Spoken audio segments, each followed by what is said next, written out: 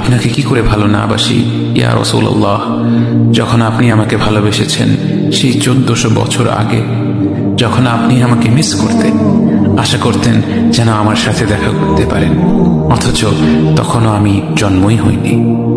সেদিন সাহাবীরা আপনার চোখে পানি দেখে বলল, ইয়া রাসূলুল্লাহ, আপনি কাঁদছেন কেন?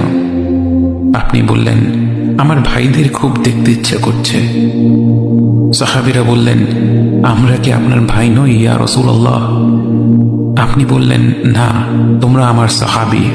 আমার ভাই হলো তারা যারা আমার পরে আসবে এবং আমাকে কখনো না দেখেও তারা আমাকে বিশ্বাস করবে। মৃত্যু শয্যায় শুয়ে আপনার অন্তরে এই চিন্তা ছিল যে আমাদের পরিণতি কি হবে। উম্মতি উম্মতি বলতে বলতে আপনি আপনার রবের নিকট ফিরে গিয়েছেন।